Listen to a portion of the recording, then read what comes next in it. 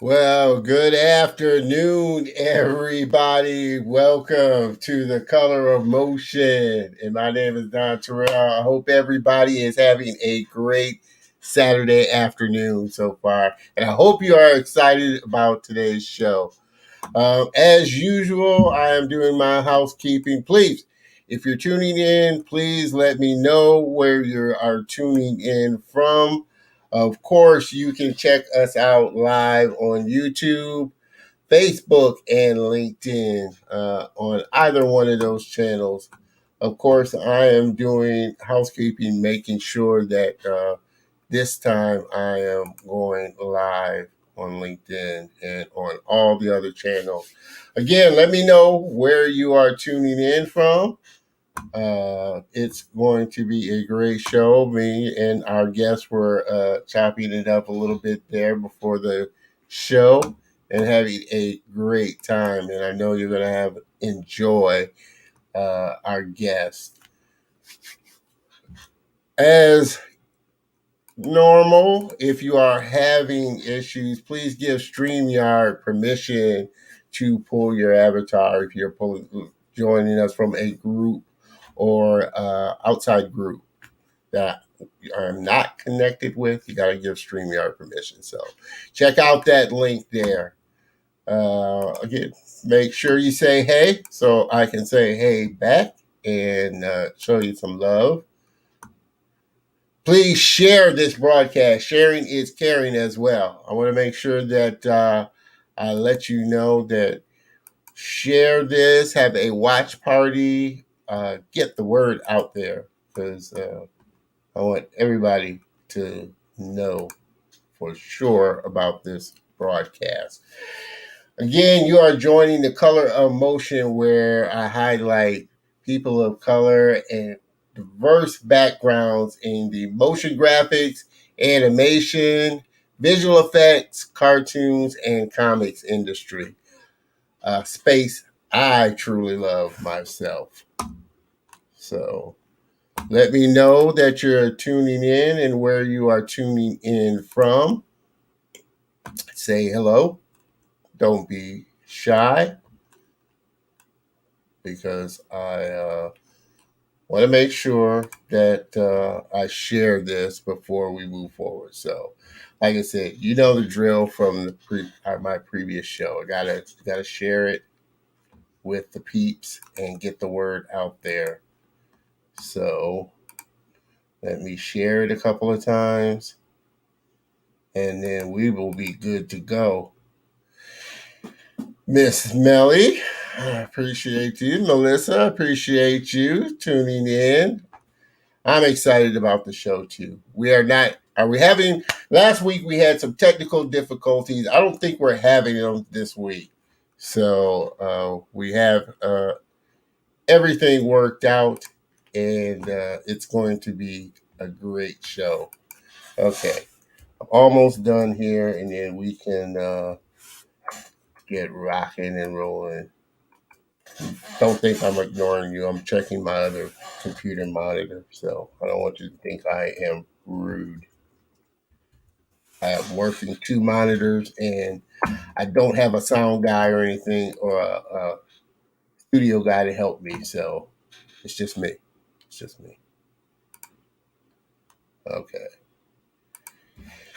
Like I said, we are going to have a great show. This is a great guest that I have had the pleasure of connecting with a while ago. And like I said, he is a funny guy and a great friend. And I enjoy talking with and talented as well. Talented as well. But just a little bit about him. Grew up in Marysville, Northern California.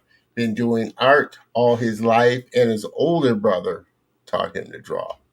Older brother taught him to draw. Interestingly enough, he found computer graphics while serving in Tracy State Prison in California. Yes, prison. And was paroled in 1996 and was paroled in 98. So he served 2 years. So that's interesting. Like I said, we're going to dive into a lot of this. Art Institute graduate in 2005. That's another thing we share in common. We're both alumni of the Art Institute. I graduated from the Art Institute of Houston a little earlier than him, but we're both alumni. He graduated in 2005, got his job, first job, working for DreamWorks in 2006, was initially then laid off and moved across the country and landed his job where he's at now, New York City, working for Blue Sky Studios. So it's interesting. Like I said, I thought his journey was such a interesting journey from where he started to where he's at now. And we are definitely going to dive into that, Mr. Brian Little. And we appreciate you tuning in and showing up. Appreciate you for sure. And Miss Melissa, we love you. Appreciate you tuning in.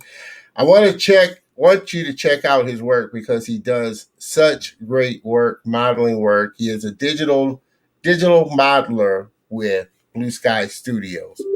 And so he does some awesome work and has worked on some of the biggest films out there. So check out his work. Let me cue it up.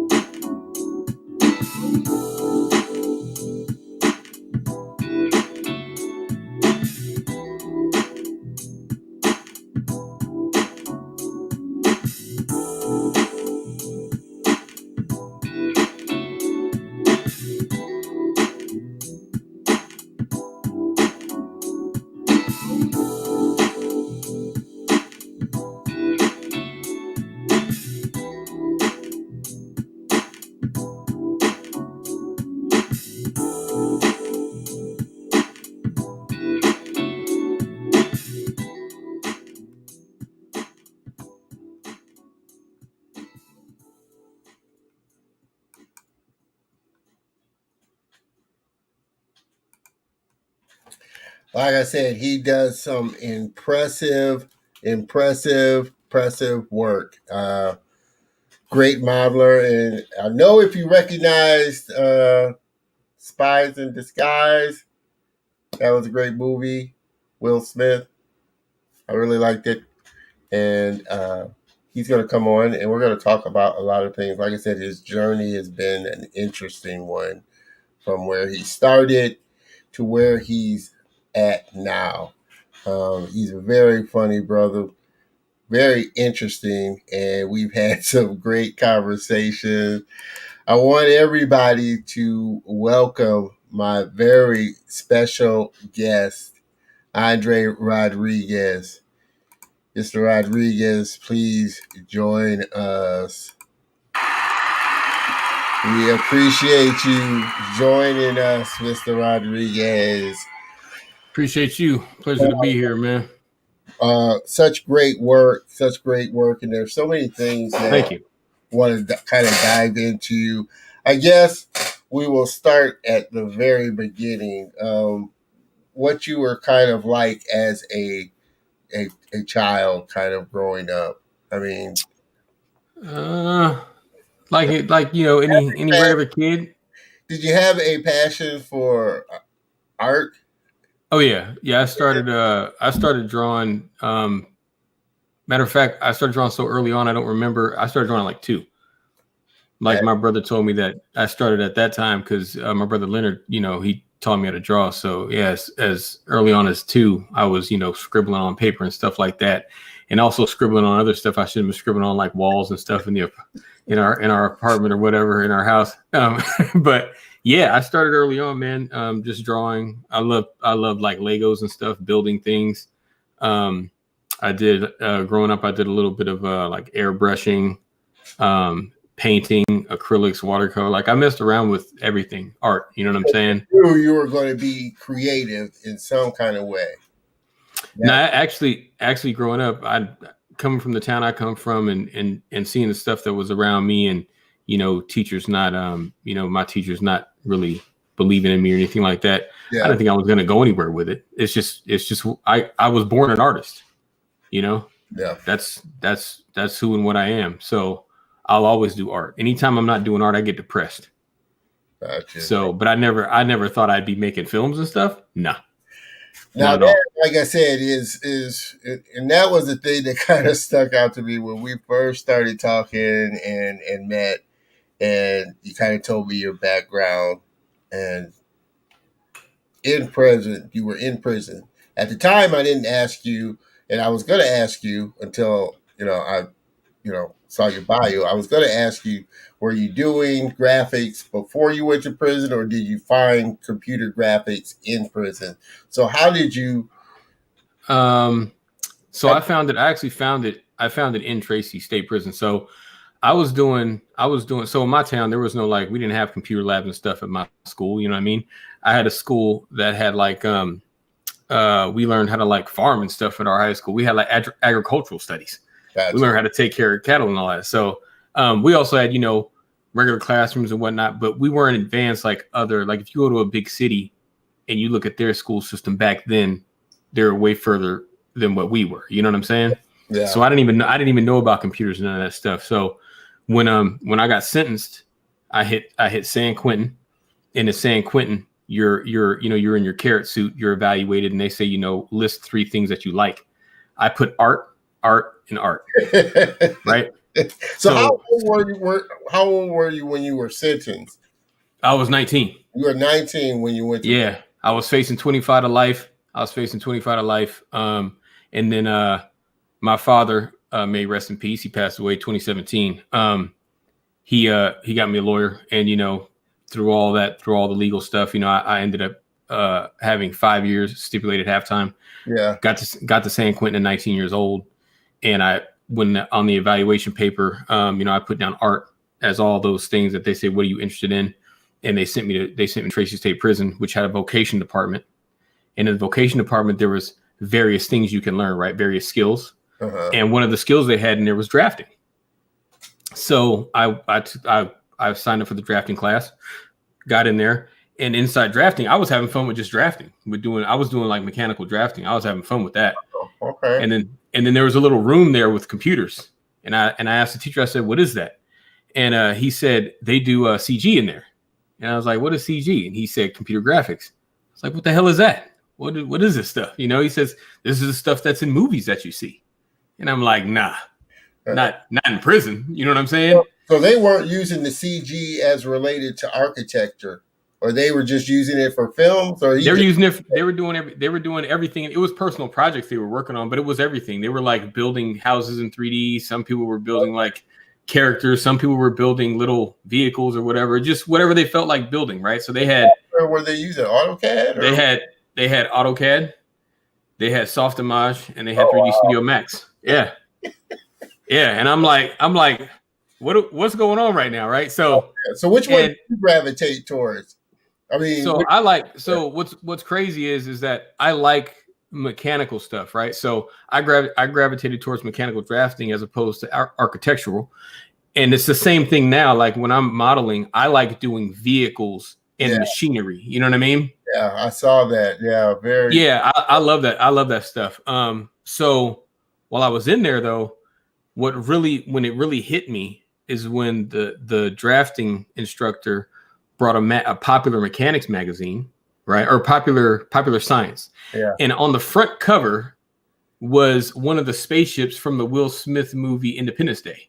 The first Independence Day. Remember that? Okay. Yeah, the ship. So there was a ship on the front, and my instructor said, this is what you can do with these programs. And of course, the movie came out when I was in prison. I never saw the movie until I got out. So I was like, what? Right. And I didn't pay it no mind. I just kept having fun, you know what I'm saying, with drafting and working in like Softimage and 3D Studio Max and stuff. I was just having fun. And then when I paroled in 98, I served like 2 years, 8 months.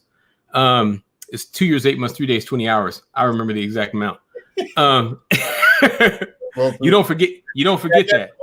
Don't forget. You don't forget that. Yeah. So when I got out, funny enough, I didn't, being in Marysville, I paroled back to Marysville, and being there, I'm like, how am I going to get a job in that? So I just went and got a job. I went and got a job at the dump, which has like good retirement, good benefits. You know what I mean? Yeah. Yeah. I'm like, I'm good. I could take care of my family. I had a son, you know what I'm saying? Or I have a son. So I'm like, I could take care of my son. I'm good. You know what I'm saying? So I didn't even think about it. I didn't think about CG after that.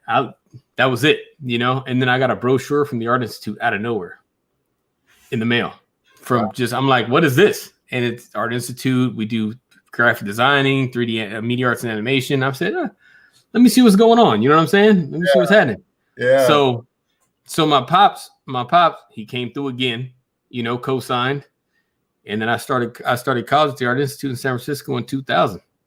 And that kind of jumped me back into the game again. I'm like, it's, this is it. I'm going to live my dream, After graduating in 2005, I said, who's going to hire an ex-felon? You know what I mean? With my kind of jacket, you know what I'm saying? Yeah.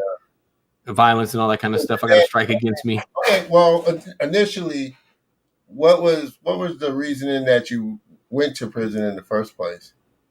The charges that they brought against me was attempted murder. Okay. And so was that after you got paroled and served your time, did that thought resonate with you or like you said, how am I going to get into this industry with a record? Or did you not? Well, it was about, so I thought to myself with the level I'm at with modeling and my demo reel and all that stuff, I said for them to overlook my past, because people say that your past doesn't matter, but that's a lie, right? People don't believe in people believe in second chances when they need one. Yeah. You know what I mean? Yeah. People don't believe in giving second chances to other people though, right? That's a myth, right? It's a rare thing that happens. So I thought, what's the chances? And I gotta make a living. So I just went and found another job, and I got a job at Home Depot. And the next week I was going to start, right?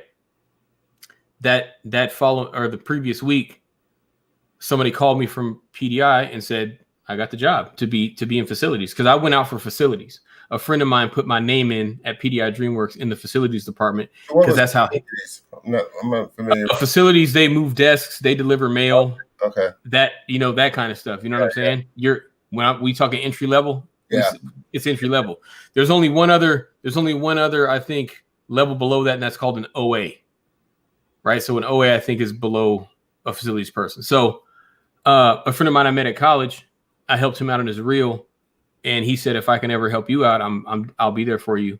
And so he spoke to the people at PDI unbeknownst to me. And then I had the interview, and the first interview I had, somebody else got the job, and I was like, I got to get a job. I got bills to pay. So I went and got this job at Home Depot. And then when I went and got that job, I got a call back from Drew Sherwood in facilities and says, we got an opening. We want you to come in. So I had to tell Home Depot, deuces, you know what I'm saying? And what's funny is Home Depot was more money. Huh. But I said, nah, this is my dream right here. This is my, and meeting with Drew when I first interviewed with him, I told him about my past, because I'm not one to hide anything. I'm not worried about it. You know what I'm saying? It's like, if you're going to judge me on my past only, I don't need to know you anyway. So I ain't worried about it. But he said in the interview, he said, everybody's got a past, Dre. I don't care, which shocked me. You know what I mean? This corporate white man right here saying this, shocked me. And he stood by it. And that's how I got in. I got in by going into facilities, and he only hired people that wanted to move up. He didn't hire people that wanted to be in facilities. Right there. So how long once you got into facility, how long was the process of moving from facilities to modeling? So basically altogether it took me 4.5 years to get it to become a contracted modeler, where I'm no longer doing anything else. But the path was facilities clerk, front end PA, which means you're taking care of 8 departments at once as a PA. Okay. So that was a whole PA. What did that involve? So PAs are there to support the coordinators. And so basically that's project management, right? So when you have the artists come together and say they're working on, like, say the art department, they come together, have an art review. We have to run the meeting. So I'd run the meeting for everybody, and then the coordinator would take notes. But if the coordinator was, say, out sick or something, then I had to run the meeting and take the notes, right? Gotcha. So it's all production management. Gotcha. So I went from facilities clerk to PA, front end PA, from front end PA to modeling coordinator. After the modeling coordinator job ended, they didn't have another job for me. I was going to get laid off. Drew in facility said, Dre, before you get laid off, I'll let one of the newbies go and bring you back. Right? Oh. So Drew saved me again. Look it out. Right? Yeah. So he brought me back to facilities, and I started in facilities again as a clerk, as a dispatcher now. So now I'm a facilities dispatcher. And then from there, I went to the art PA position. Now I'm in the art department as a PA. And then right there is when I started to have my opportunities to model. So I had to do the art PA position and do modeling at the same time. Wow. So I was doing my 9 to 6 as a PA, and then from 6 to about 11 at night, I was modeling. Wow. Right. And then lucky enough, good friend of mine that I met in college as well, she was the art coordinator. Right. So a lot of the times she would take my PA work so I could model. Wow. She was like, Dre, what are you doing? You're supposed to be modeling right now. I'm like, I got work to do. She was like, nah, give me that. She was like, give me that. What are you doing? Just go ahead and model. Don't worry about it. So she took my work and she put it on her plate. Wow. You know what I mean? Yeah. To this day, that hits me in the heart. You know what I'm saying? It's such a small world. I did art. I did art PA and modeling at the same time. And then finally I became a modeler after that. Yeah. So it was a weird journey, man. It was like a lot of weekends where I was working from, sometimes I'd stay overnight at the studio. I'd go in Saturday and then leave Sunday afternoon. And like some of the execs that come in on the weekends to catch up on work, they're like, Dre, what are you doing here? I'm like, I'm here because you ain't made me a modeler yet. When you make me a modeler, then I'll come in 9 to 5 Monday through Friday. You know? Get to work though. That's it. I said y'all got a few choices. You can hire me as a full-time modeler, you can fire me, or you can feel bad because you're gonna see me here every weekend until you give me that contract. Those are your choices. Oh man, that is too funny. So but I'm gonna say this though, it was fun though, because working around just a whole bunch of creative people. Yeah, you know what I mean. Yeah. How can you not have a good time? I'm seeing all this amazing artwork. I'm seeing all this amazing like animators do their thing, effects people. When I was in facilities and I delivered mail, I learned everybody's name because I'm delivering mail to the whole studio. Yeah.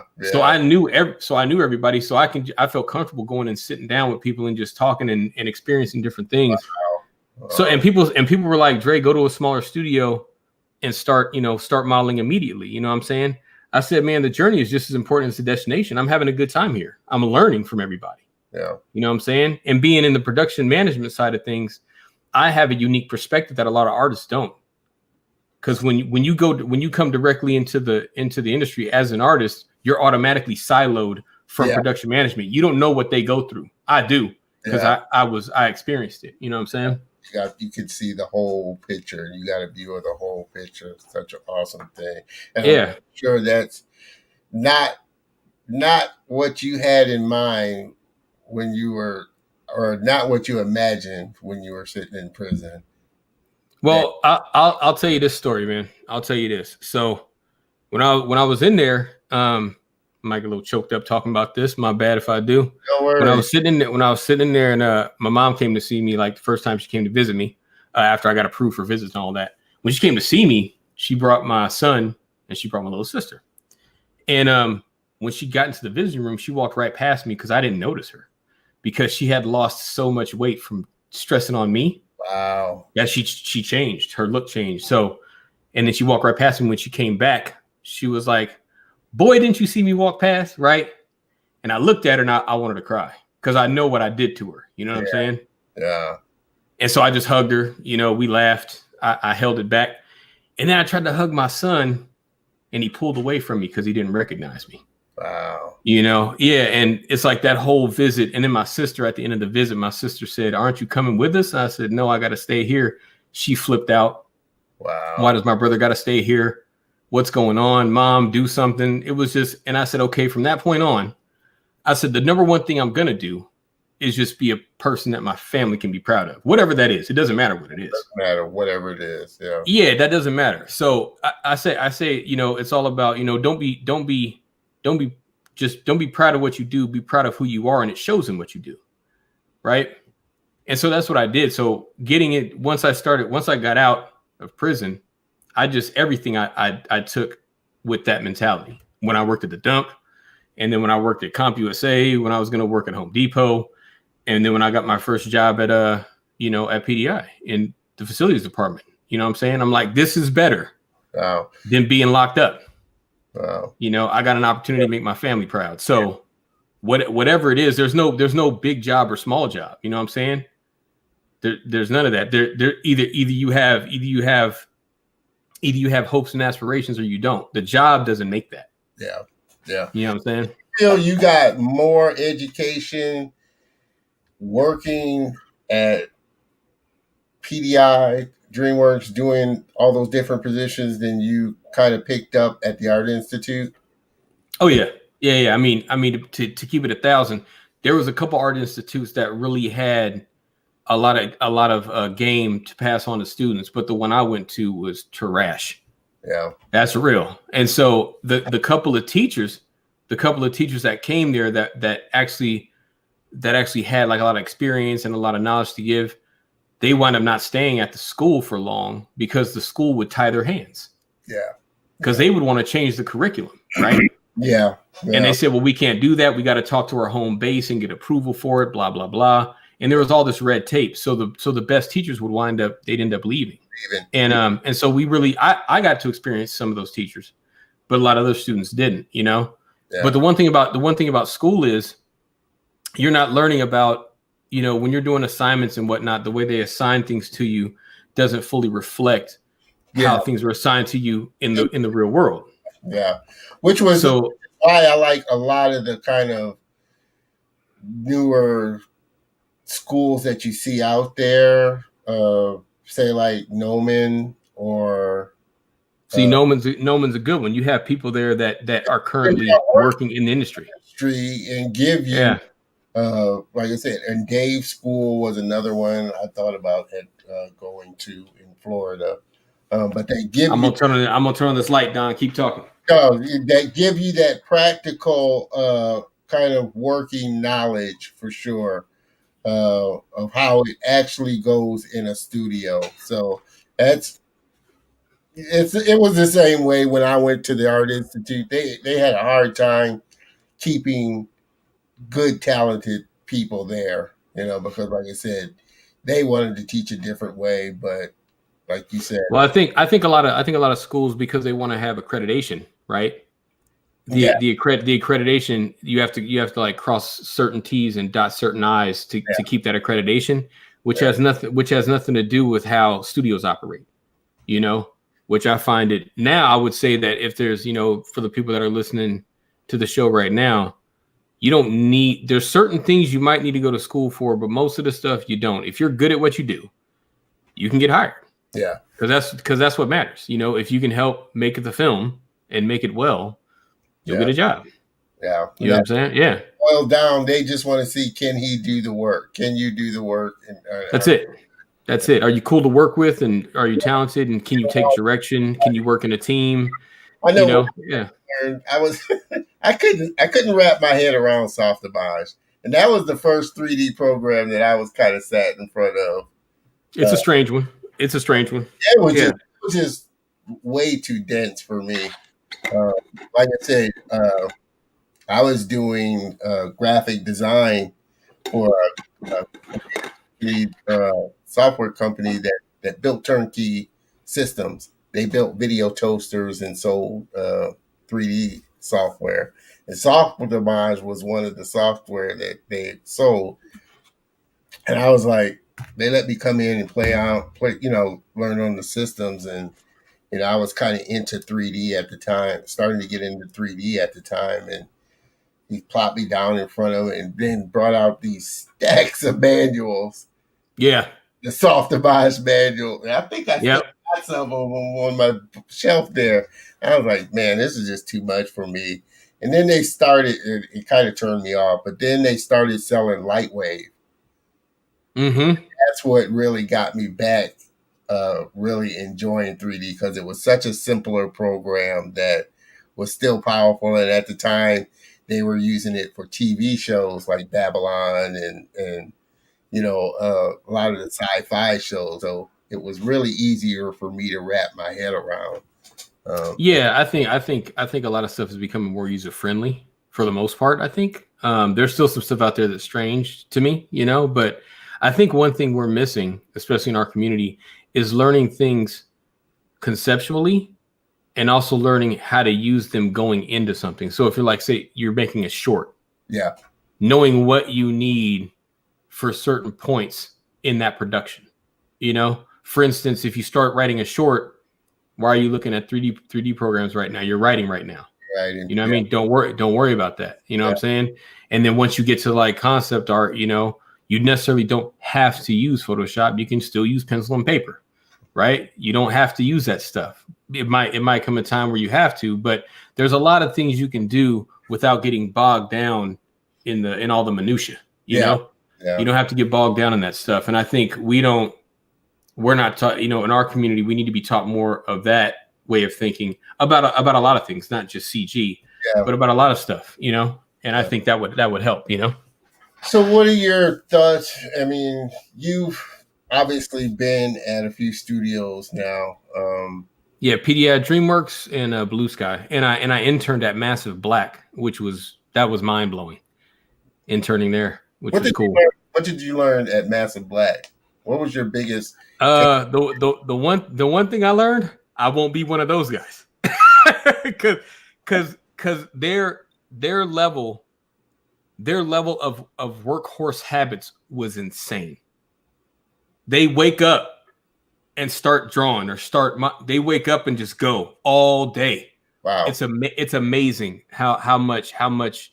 So one of the guys there, this is like, so when I first started interning there, Andrew Jones was like, hey, come in, talk to all the artists, learn from them, what I'm saying? Check out what they do, politic with these guys, and I went over to this one guy's desk. His name was Pete. He had these stacks of paper, and I thought it was just paper, right? It wasn't. Every sheet of paper had a character on it that he drew, and there were stacks.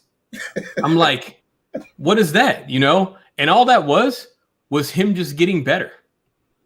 That's it. He was just going, and he would spend 45 minutes on each design, and just put it down on the stack. Boom, boom, boom. And I mean, I said, how don't you get tired? He's like, nah. Wow. He draws on the train. He's like, when I jump on the BART and I'm going home, I'm drawing everything I see. And if I see a crumpled up Coke can, I draw that. If I see an interesting bike, I draw that. He's just on all the time. I was like, oh my God. That's one thing I learned there.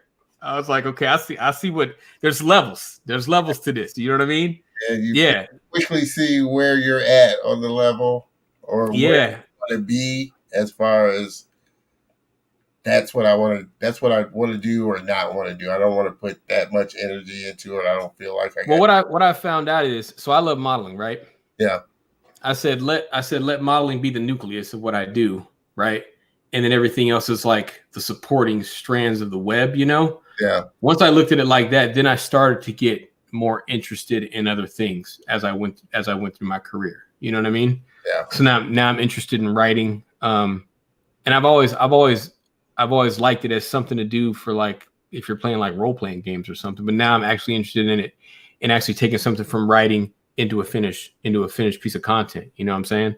Yeah. But it all starts from what you love to do, right? Find out what you really love, and then just kind of branch out from that. Spiral out from that. Yeah. So what are they using at Blue Sky? Their own proprietary software, or is it Maya? For modeling, it's Maya and ZBrush. Yeah. ZBrush. So there's a lot of ZBrush going on over there, mainly with characters, but we're getting a chance. So I'm an environments artist. I'm on the environment side. So we're getting small chances to kind of get our feet wet with using ZBrush in regards to building environments. Right. So, but mainly it's mostly Maya for modeling. Gotcha. Yeah. Gotcha. So what would you like to see as far as training or a course that people of color and from diverse backgrounds could start to get that kind of knowledge and kind of early exposure? I think stuff like this, right? Like your show, Color of Motion. My friend Deborah Anderson has the Black Woman Animator. Monique and Jade have Diverse Tunes. Like us working together in this capacity is where it starts, right? The exchange of information and knowledge and experience. And I think with where we're at right now with technology and how things are more affordable, they're not totally affordable for everybody. But for instance, Blender's free, right? Yeah. Have you used Blender or tried it? As far as I'm gonna start testing it with like rendering. I haven't looked into it. I started looking into Unreal Engine.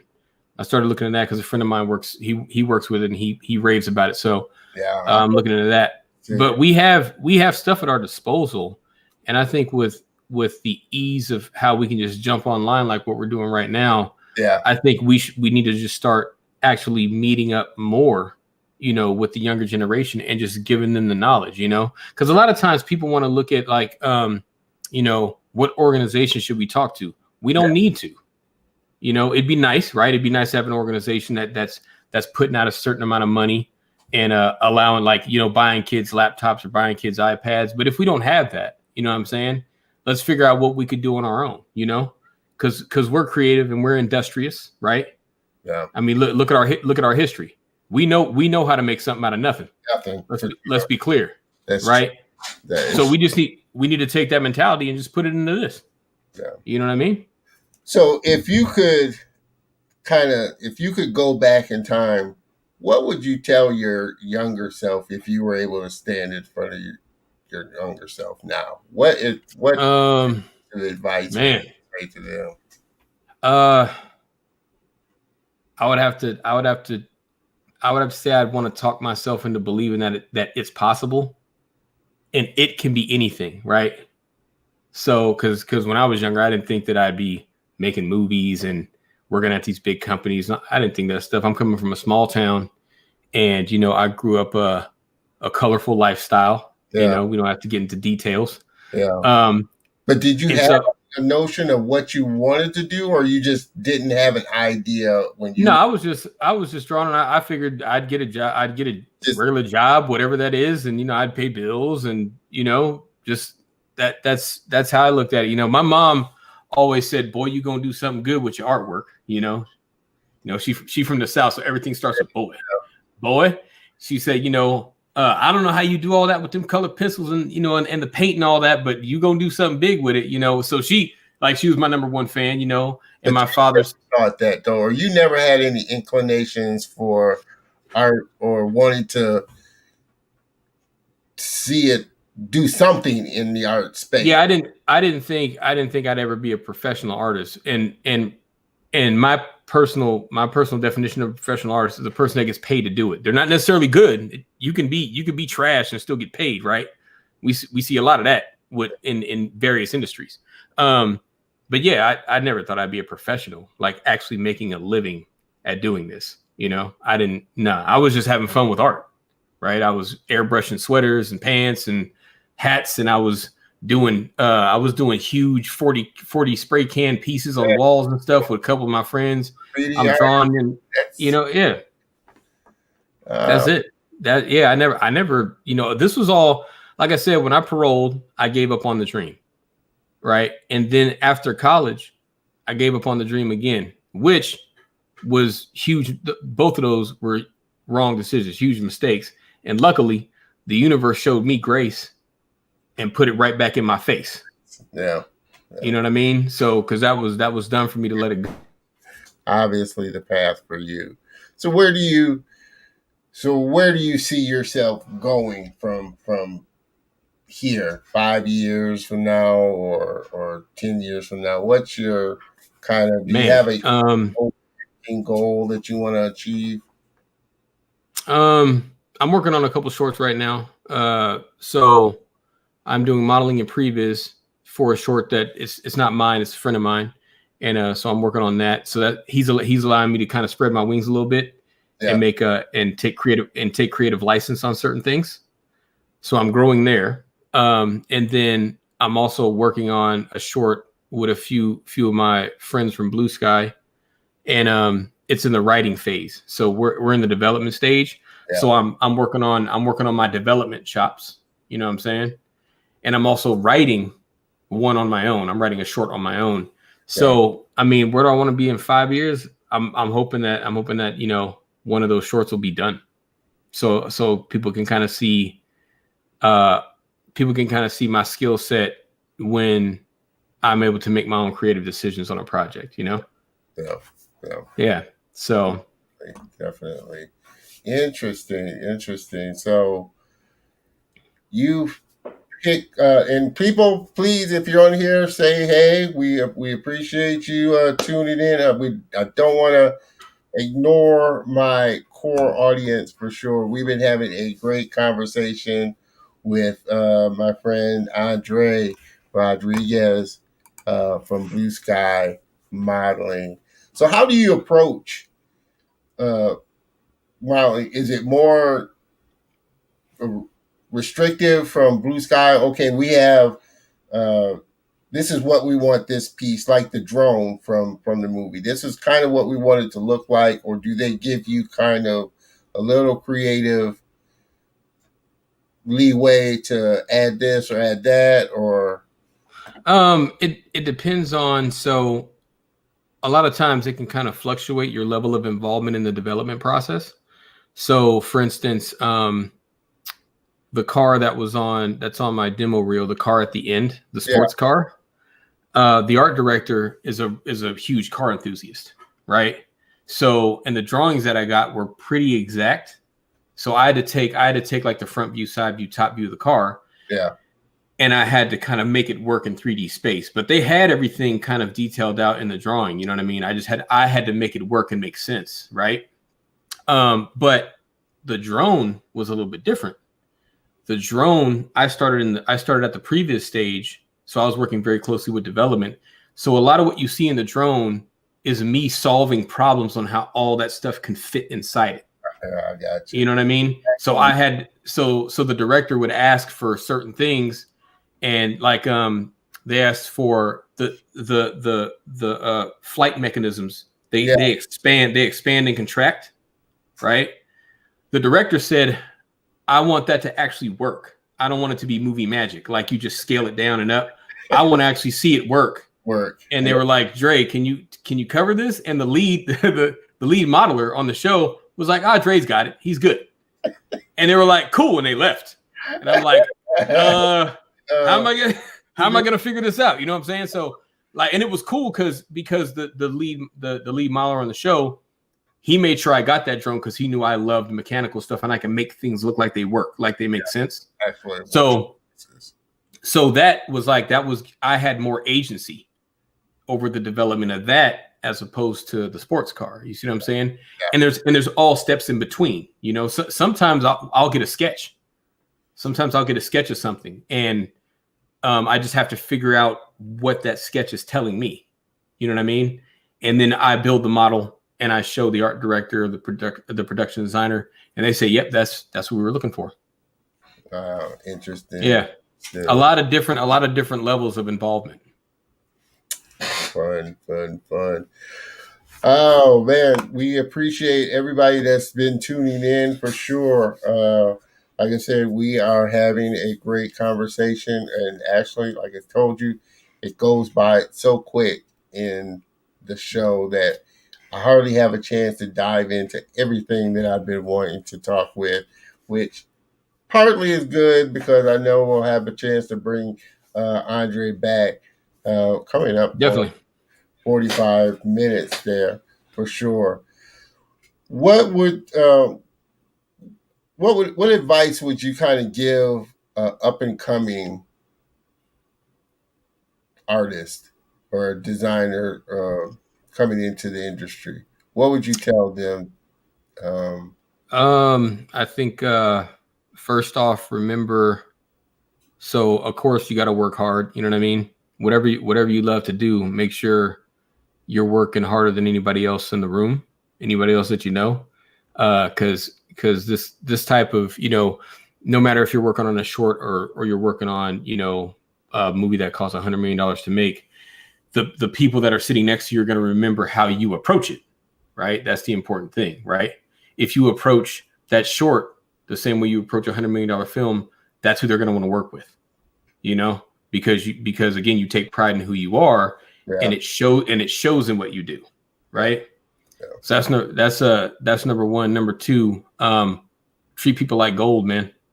You know, like when I was, you know, trying to make it to a professional artist position, so many people put their time and effort into my success. You know what I mean? So I didn't do it by myself. I don't even believe in that self-made phrase and pull yourself up by your own bootstraps. That's all a myth.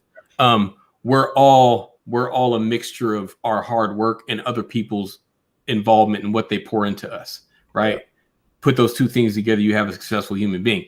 So I always say treat people like gold, because you never know that one person that you talk to that one day and you had some just weird, you know, some random conversation, that person might remember you and say, you know what, I got a good person for this opportunity over here.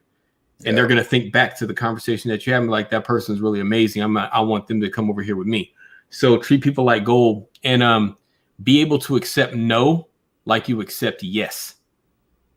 Right? Because in this industry, especially if you're working on a film, you'll work on something, they'll be like, nah, that's not it. You'll put more time into it. Nah, that's not it.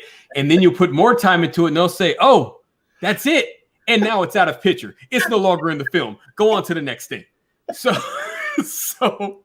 you gotta know you gotta know how to accept no like you accept yes, and you just gotta be able. You have to keep moving forward. You know what I mean? Yeah. Because and also remember this: failure is a part of success. Yeah, they go hand in hand. You know what I'm saying? It's not like, because when you learn the most when you fail. Yeah. You know, you don't, when you get something right off the bat, so there was times that I would get a piece of artwork to work on something. I model it. They look at it. Whoa, approved, done. Pew, it's gone.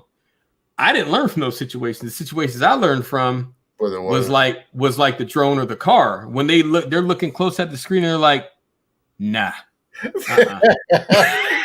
And it's like, and I'm like, okay, okay, what do I need to fix? What's going on? You want to be proactive. Okay, what do I need to fix? What's cracking? Let's have this conversation. And they'll say this line here is not right, and this line over here is not terminating properly into the door. So all that I'm learning. This person understands cars, and they're now teaching me about automotive design. Yeah. And so I'm sucking all this stuff up. You know what I mean? So are you, while in conjunction with your mom, because you have to be thinking, how is the rigger going to rig it? Are you rigging this yourself too? Or are you just modeling it and then passing it off to a rigger that's going to actually... So that it depends on what company you work at. Certain companies you might rig what you model. In other companies like Blue Sky, we don't rig. But what we can do is the drone to show them how it was supposed to move, because I built it to move a certain way. Yeah. I had to put a simple rig into it to then present to the directors and the production designer, the head of animation, and they saw it move. They saw it open and close. And they were like, "Oh, we get it now. We understand why you place things where you place them." So sometimes we'll rig stuff, but other times the rigging department does most of it. But that's another thing about having to shift gears, right? So the drone to the director, they're thinking aesthetically, right? Yeah. And then the rigging artist is thinking technically.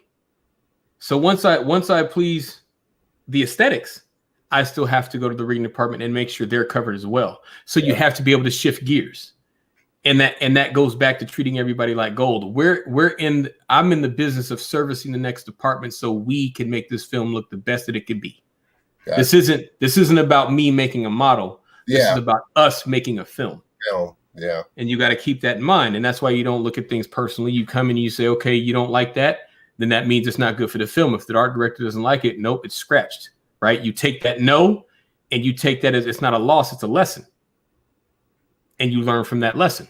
And then you keep going, and that's how you get better and better.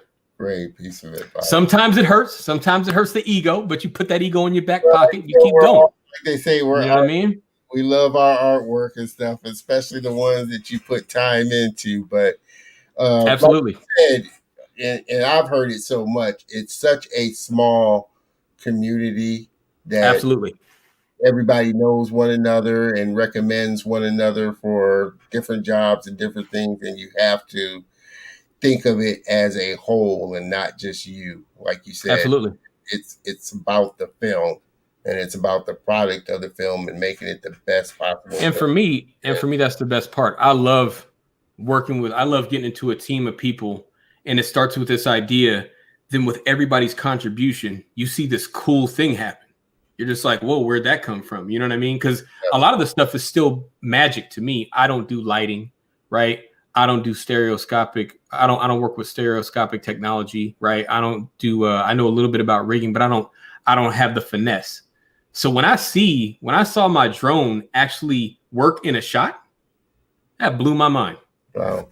I was like, oh my God. That's what I like. I like that collaborative, the energy, right? Everybody coming together, bringing their best selves to the table. Yeah. And man, it's a beautiful thing, man. Yeah. You know what I mean? You would try character animating, or do you just, your thing is like, you like modeling technical stuff? You know what's weird? I've learned that most modelers hate animation specifically. Yeah. And most animators hate modeling specifically. Like, we'll try other stuff, and we're like, animation, nah. And then animators will say, yeah, we'll try other stuff, but modeling, nah. I don't know why. I don't know what that is, but I wouldn't mind trying my hand at animation, but I think that I want to work with the adjacent departments to modeling. So that would be rigging and materials. Right? So materials, painting the model, and then rigging, getting it ready to move. I'd want to work in that space first, and maybe lighting, to light the model. So you can kind of see it in different modes, or so you could take one model and get different emotions out of it based on the lighting quality. You know what I mean? Yeah. So those I definitely want to try. Animation, I actually did some stuff in school, and my the academic director Loved it. She loved the animation. She was like, this stuff, it looks, and it was all hand animated. She was like, it's really cool. And I said, oh, I hated it. She was like, you did? I'm like, I despised that assignment. Oh, I guess as I watch more and more animation, it's such a subtle to get emotion and get little small emotions is such a subtle, very fine art. It's a very, and every department has its subtleties, right? Every department has its different layers of involvement, right? So when you're doing so if you're working on a model, there's the base model, right? And then there's the character pass to make that model look like it's been used or it's been lived in or whatever, right? And that takes a lot. That takes careful study and observation of the real world and your surrounding environment, right? That's how you observe, and then from what you observe, you take it in, and then you apply it to what you're working on. Same thing with animation, right? Acting, you're looking at somebody, you're looking at their facial expressions or how they move, their hands, things like that, and you have to. It's those layers, right? You have to, and once you get into the weeds, that's when you start to learn the difficulty. But that's when you become dominant. In that specific discipline, and that's what I'm so excited to pick up from you, because like I said, I do love modeling. I can do it all day. All day. Modeling. I don't know. Like I said, I just love modeling, but I thought I would want to get into character animation, but then, like I said, as I started, I guess, kind of watching it, like I said, and really looking at it, it's such a hard thing to get kind of those, like I said, those subtle, and I guess it depends on what you're really trying to. I think it's personality driven. Certain things, certain departments or certain disciplines have certain personalities that kind of align with them. So, what would you say the personality for your modeling would be? That the temperament and personality for. I think for instance, so I liked building things with Legos, right? Back in the day. Yeah. And then like growing up when I was little, I would when I was super young, we'd go outside and I'd pour water in the dirt and make mud and start sculpting in the mud. Like I said, I'm a country boy.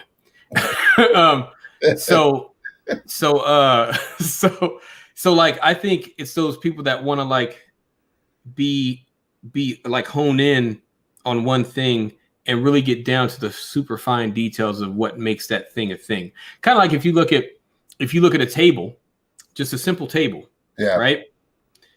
And then you see it rock a little bit. You're like, that table's been through something just because the legs are off. Yeah. Like what happened there? You know what I'm saying?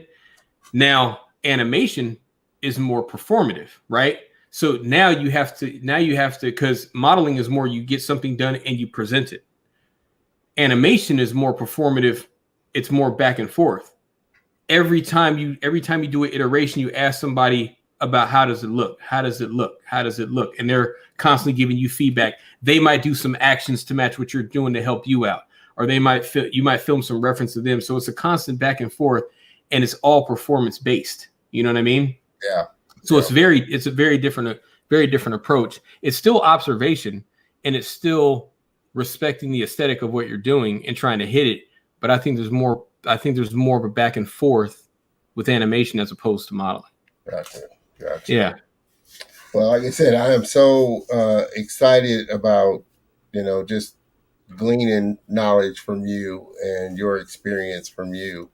And we are coming up on an hour, and I definitely want to respect your time there, Andre, for sure. It's all good. And definitely plan on bringing you back. Everybody, I appreciate everybody that's tuned in and joined in on the show. Like I said, there was definitely not enough time to dive into as much as we would like, but again, on the flip side, that is a great opportunity to bring my guy back on the. I'll be ready. You let me know. Andre, I appreciate you so much for one connecting with me and us building a friendship. Like you said, you're funny, brother.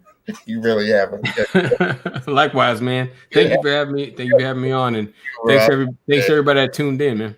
I appreciate that, and definitely be bringing you back for sure. Much love and success, and we will be looking forward to the next big thing coming from Blue Sky. And I'll definitely be checking out the screen credits for sure. They there. Dre3D.com. You can go there and see all my stuff. You know what I mean? If you want to check out more work for sure, go to his website. He has some awesome stuff on there. Plus his demo reel, you can check it out even more. Dre3D.com. He's my old ass reel is still there. I still got to update that. Yeah, we got to. This one is the new reel that you saw hot off the press. So yeah, it's still smoking. Yep, pretty much. Done. He's also active on LinkedIn at Dre3D. Check him out there. Connect. I would like to add one thing, Don. A certain artist that I'm working with right now, you can go visit him at thegreenbergox.com. The Greenberg Ox, yeah. GREENBURGH, Greenberg, thegreenbergox.com. Yeah, we got some work coming out. We got some work coming out January. Yeah. Let me make sure I got this right before. Let me add it. The Greenberg Ox. Yeah, the Greenberg Ox. BURGH. BURGH. Okay. BURGH. Yeah. We edit that. BURGH. Yeah, the greenbergox.com. His name is BTB, and I've been rocking with him for about half a decade now. And we work together. I work on a lot of his stuff. I'm pretty much I'm the creative director on all things visual. So in January, he's dropping a new project. So would you say that's the biggest thing that you've met a lot of creative people that you connected with and built relationships? That's kind of the best thing out of all of this. That is the number one best thing, because I've always been an artist all my life, but now that I get to meet and exchange game with a lot of creative people, man, it's priceless. You know what I mean? Yeah, it's priceless. So, but yeah, check out his website, and we're gonna be dropping some stuff. His next album, Perfect Timing, will be coming out. Yeah, so you guys heard it here. Check out the greenbergox.com. Yep. Check out some more work, and definitely, Andre, I will be reaching out to have you back on for sure. Definitely. Like I like to say, my goal is I don't bring on guests, I bring on friends, and I want to, definitely be able to call you a friend, Andre. Likewise. Definitely. Did pretty good online. And we in the trenches together now. We're in the trenches together now, brother. We got stuff I know that we're going to work on for sure. Definitely. So I will touch base with you soon. You have a great weekend, man, and I appreciate you so much for sharing your knowledge and your wisdom. Appreciate you, sir. Have a good one. Man, I love my brother there. Like I said, he's got such a great sense of humor and a great perspective on looking at things. And we kind of hit it off really well, I think. And I'm so looking forward to learning from him, because he is, as you saw, a very, very talented modeler. And I think what impresses me even more is just his journey through his whole life. I mean, I can't imagine being in prison 2 years. Now, I've been to jail. Okay, I've been to jail, city jail, maybe for a couple of days, but I can't imagine being in prison for any length of time, really. I mean, a couple of days in jail was enough for me. So being locked up in a prison and then taking your life and it making this turn is such a big thing. And that's the thing that I want people to kind of take away from this, especially somebody that may look like us, that may be going down a different road, or they're just not sure where their life is going. This is a testament that, you never know where your life will end up at. It's never where you start, it's where you're going and the journey along the way. I mean, that's what you need to think about. What's the journey? And he's been on a heck of a journey. I mean, in everything that he's learned and been with, the people that he's connected with and made relationships with. I mean, it's like he said, it's priceless. He's met so many creative and talented people, learned so much. And that's what we're all here to do, is to grow. So I appreciate everybody tuning in. Again, you've been able to connect with us live on Facebook, YouTube, and LinkedIn. This has been The Color of Motion. We are here as per usual every Saturday at 3 p.m. Make sure that you tune in next week. It's going to be a great show. Plan on having a great guest on. Let me take this off.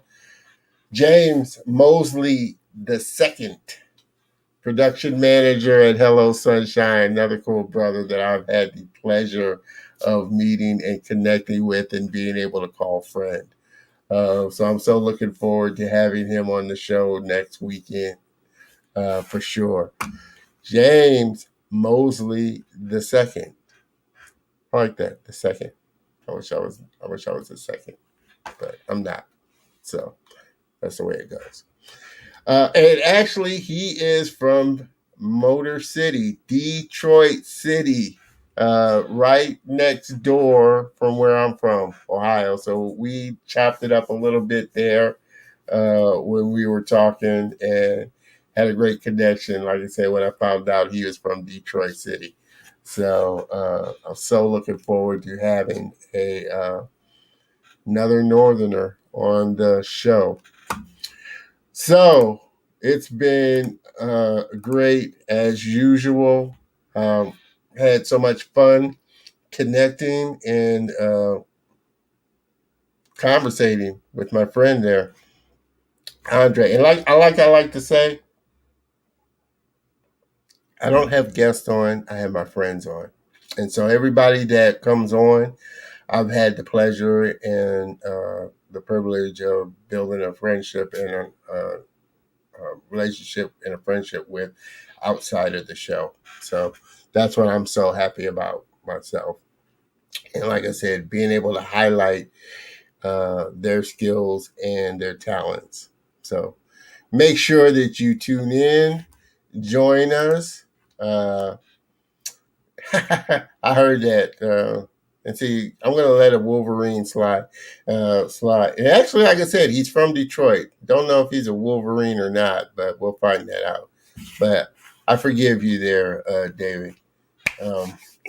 My friend David. He's a Michigander Wolverine guy. And, of course, as a Buckeye, we have a great relationship. What can I say? It's been a great show. Looking forward to next week. Make sure you tune in next week, 3:00 p.m. Central Standard Time, for a good and great sit down with my guest, James Mosley. Until then, you guys have a great rest of the weekend and a great productive week. And I will see you next Saturday.